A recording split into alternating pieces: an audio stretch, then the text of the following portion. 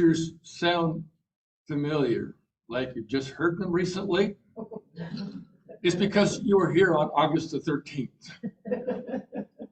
And when I found out that I was preaching this Sunday, I have what I consider to be a hip pocket sermon, one of my favorite passages, and it just so happened to be Matthew 14. And so that's the one I chose.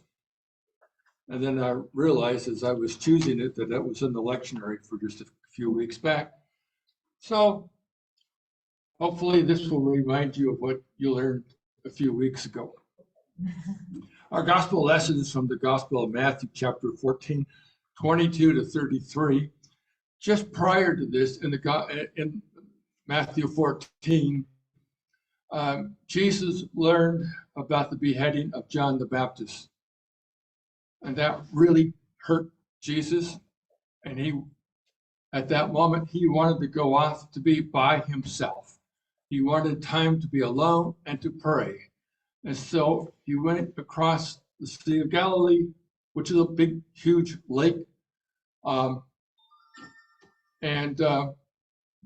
He went by himself.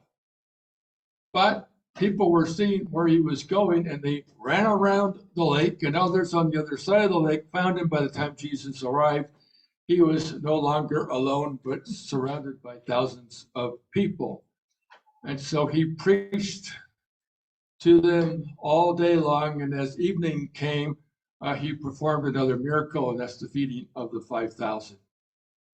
Finally, evening has come. Jesus has been giving all day, giving of himself, giving of his energy. He still has not grieved the death of John. He still has not had the opportunity for his soul to be, I'm going to say for his soul to be renewed, because even Jesus in human form, he had human strength with the knowledge of God. And so he wanted to be alone to pray. So it was at that moment that Jesus then made the disciples get into the boat and go ahead to the other side of the lake while he dismissed the crowds. When he sent them away, he went up onto a mountain by himself to pray. Evening came and he was alone. Meanwhile, the boat, fighting a strong headwind, which you just experienced, was being battered by the waves with water coming over the right, Chuck? And the boat was already far away from land. Very early in the morning, he came to his disciples walking on the lake. When the disciples saw him walking on the lake, they were terrified and said, "It's a ghost!" They were so frightened that they screamed. And thank you for the ones that were screaming before I even told you to scream. You knew what to do. All right.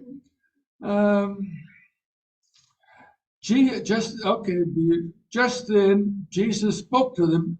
"Be encouraged. It's me. Don't be afraid." Peter replied, "Lord, if it's you, order me to come to you on the water." And Jesus said, "Come." Then Peter got out of the boat, was walking on the water toward Jesus. But when Peter saw the strong wind, he became frightened. As he began to sink, he shouted, "Lord, rescue me." Jesus immediately reached out and grabbed him, saying, "You man of weak faith, why did you begin to have doubts?" When they got into the boat, the wind settled down. Then those in the boat worshiped Jesus and said, "You must be God's Son." May God bless the reading of this holy word. I know Mark says it differently in his response, and I forgot.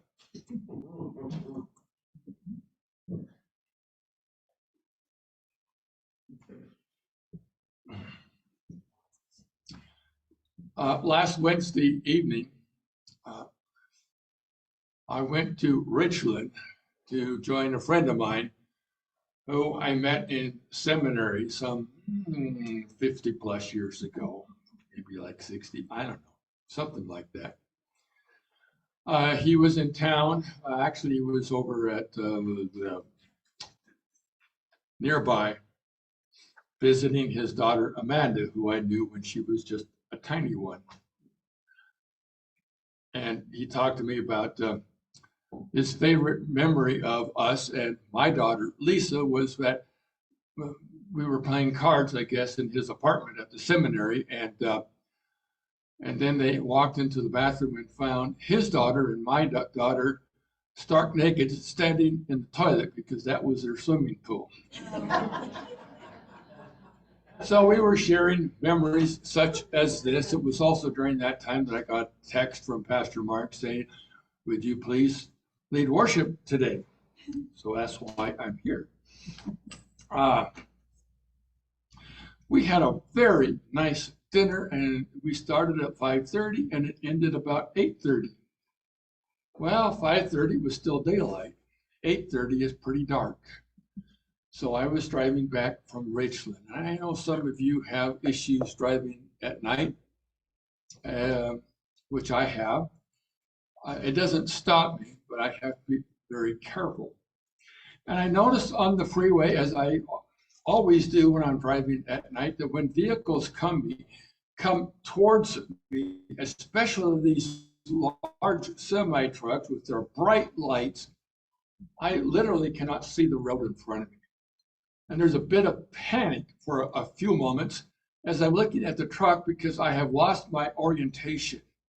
And there's a part of me that feels like I'm going to be driving into this semi truck.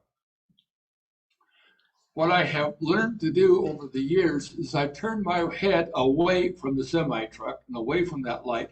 I'm aware that it's over there, but my focus is now on that white line on the edge of the road. My headlight has it, I can see it. And so the truck and the headlight coming at me is over here, but I am paying attention to that white line as if it's the only thing between me and death, which it could be, I don't know. But it keeps me on the road as I keep that line in my focus. Every once in a while, I think, I'm going to look at that light. I'm going to look up ahead of me again. And that light blinds me, and I immediately turn and look back at that light. That's how I drive at night when I have these horrible lights coming at me, blinding my eyes. For all of us, when we get ourselves into times where life is coming at us as a storm, as bright lights blinding our direction, causing us to go off course if we don't have some guiding image someplace. You and I, we always have the voice of Christ. Now, my original title for this was Follow the Voice of Christ into Our Storms. Kevin then told me that is too long, we've got to shorten it.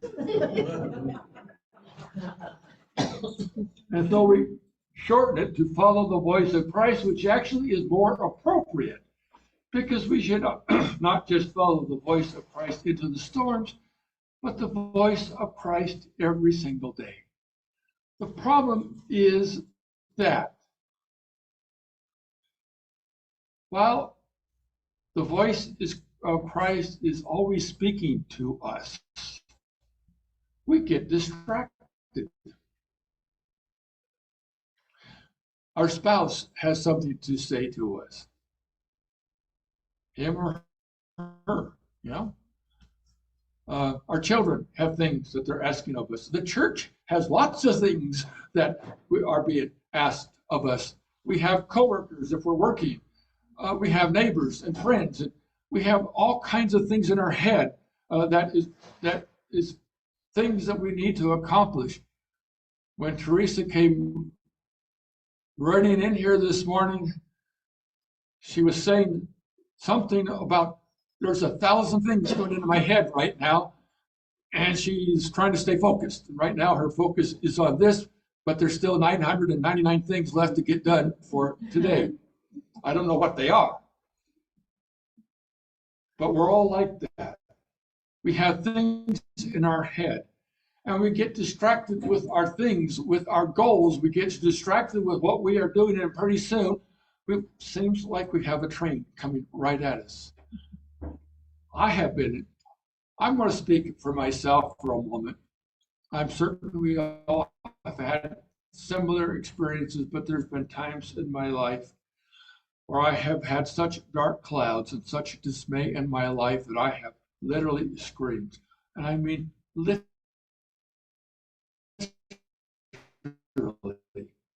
someplace where I was safe, lost, I was scared. And you've heard some of my stories, many of you from the past. Many years ago, when I was still called into the ministry, I thought, okay, not my first choice on the list. And then I would start on that journey and I would become scared to death, literally scared to death. I go, oh, I'm sorry. Bad idea, Jesus, bad idea, God. You better get somebody else. But each time, the voice of Christ came back to me. There's been times when I've gone through a divorce. Yeah, many of us have had that experience, not all of us, but many of us. And that has been horrendous time for me. And I felt like the world was closing in on me. And darkness was there. And I kept saying to God, why am I here? And why am I in the ministry? Over and over and over again, I have found myself frightened because of the things that were happening around me, things that I literally had no control over. Occasionally, it would even be finances. How am I going to get through this one? But always in the midst of the storms, the voice of Christ came through.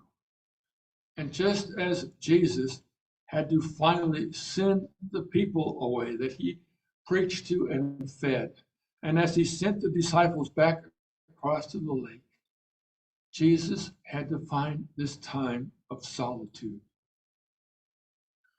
this time of where he could listen to the voice of God within him, a time to heal, perhaps even a time to shout and yell out, as he did on the cross, where he proclaimed, my God, why have you forsaken me? Yeah, the voice of Christ has always been with me. And I know now, because I have been in and out of that darkness so many times, that I now know that when I am in that darkness, in that time of storms, I no longer feel like I'm alone, because I know the voice of Christ is in there with me someplace. I just can't hear it. But I have trust and faith. The voice of Christ is with me. Now, since we have moved down here, Mark has implemented discussions at the table. And I've only shared in a general way some of the things that I have been through. I could go into specifics and it would take me the rest of the day. And some way like Chuck and if Shirley was here, she'd go, hey, come on. So anyway, I am done sharing my experiences. I like you at your individual tables to talk about times when you have felt like you have been into the midst of the storm, that you felt like all is lost. You felt like Christ has abandoned you.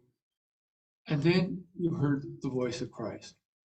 So there's going to be lots of variations to that story.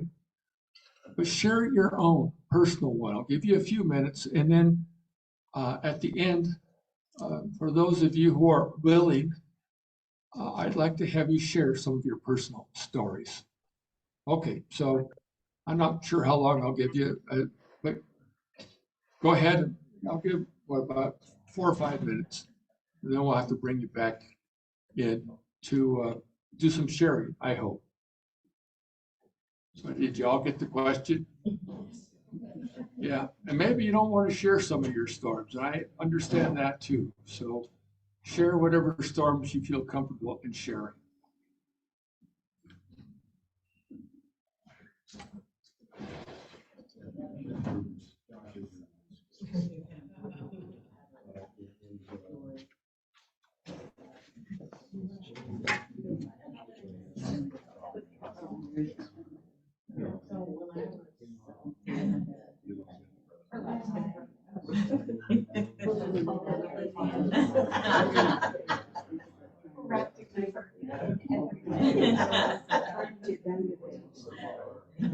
Well,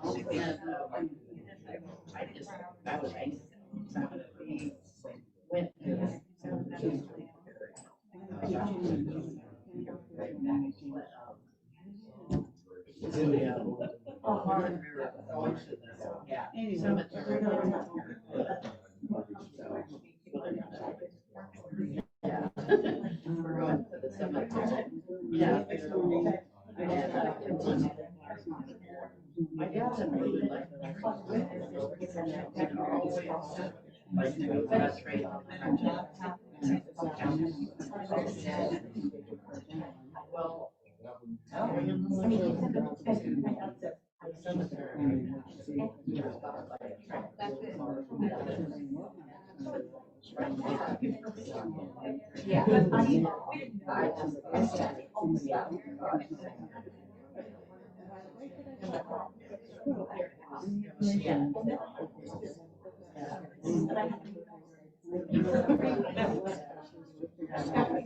Yeah.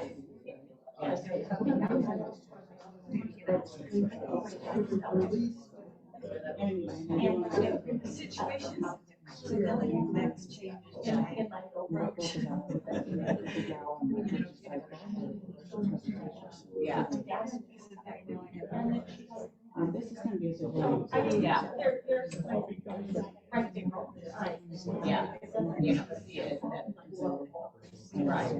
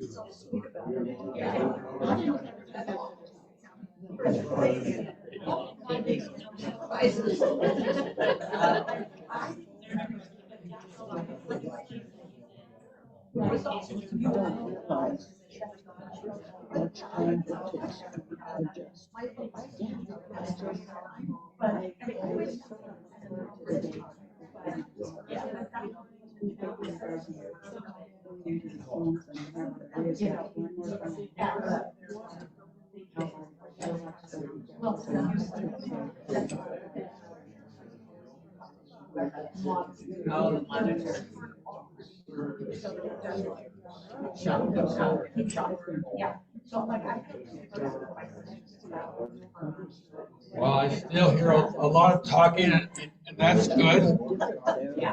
I'm going to have to ask you to please come to a conclusion for now. I know you don't have enough time. That's the way I felt when I was in this groups. And I think I'm talking to myself. Hi, Rex. How are you doing? Yeah.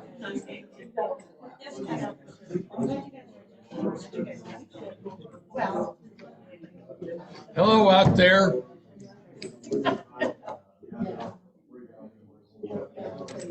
It's getting a little quieter. Yeah. All right. I understand. I've been in your position many times, and I felt like I don't want to stop talking now. Why is Mark up here telling me to shut up? I want to continue talking. All right. Do any of you have a story that you would like to share? Yes, Carl? My name's Carl. I was out of Camp Hope and, I got kicked out of there for something I didn't do. I'm going to walk around, Carl. Mike? What? Oh, the mic. Yeah. I don't know, the way that- Well, yes, you do. There are other people on Zoom that cannot hear you. I was out of Camp Hope and I got kicked out of there for something I didn't do. I come to church on Sunday, talked to Pastor, Mark, went and talked to Mike. Mike said I'd go back out. But that Monday, I went to a AA meeting and God got me into a clean sober house. Oh. And I still live there today. And I go out to Camp Hope with me and Ron tries to help him with AA meetings. That's what God has done for me. That's awesome. Any other volunteers? Come on now. You're supposed to be the end of my sermon. I kept my sermon short, right, Charlie? Yeah. Just not short enough.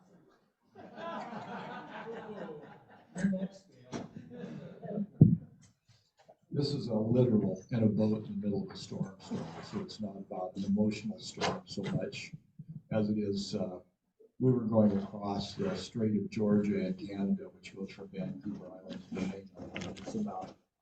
It's not a long jaunt, but it feels pretty big when you're in the middle of it. It was about 3.5 hours or so across. And I'm going to shorten this way up, but we should have turned around. We knew it when we got out of the lee of the little islands, but we didn't. We kept going, and it got so rough that as the boat was rolling so much that everything we thought we were ship shape, and you always do until you get into rough water, but stuff was flying all over the cabin, and Shelley got down and crawled across the floor to the drawer that had the meclizine, the seasick medication. And she ended up taking that and a few minutes later going semi-comatose on the couch, which was good because she wasn't frightened. And then I had to spend hours getting across that.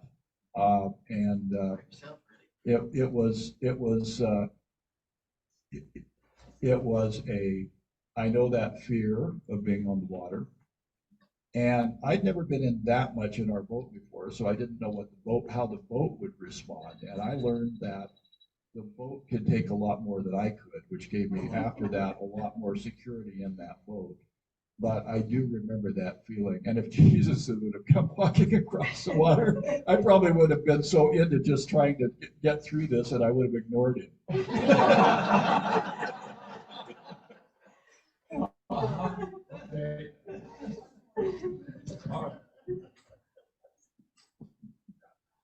Thank you. And that's honest and I think accurate that sometimes we get so enmeshed in our storm that we don't look for the help that is there.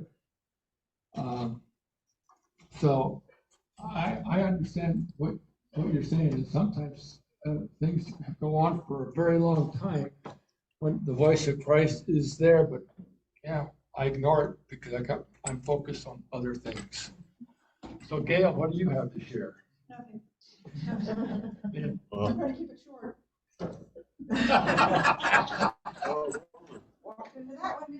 I was gonna say, if you have nothing to share, then don't share it. Anyone else? Cheryl?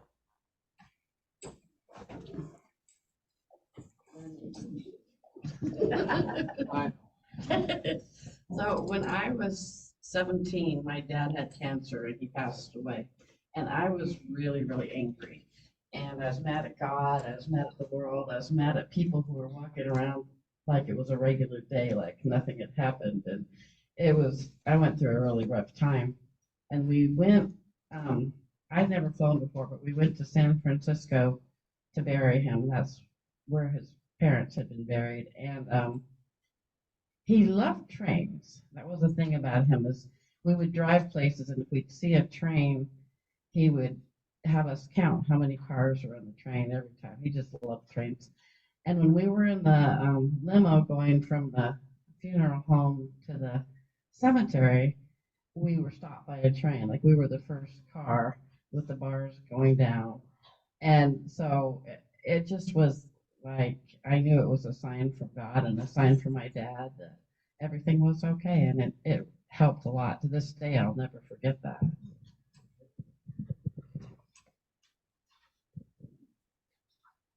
Thank you.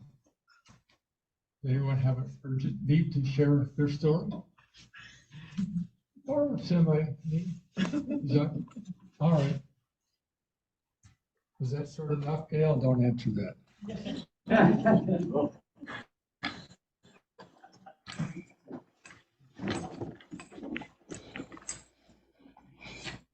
So this message is a reminder to all of us. None of us are exempt from getting into storms. None of us are exempt from having times where perhaps life feels, if not hopeless, at least that there's not much there to offer to us very much anymore. That's a dumb sentence.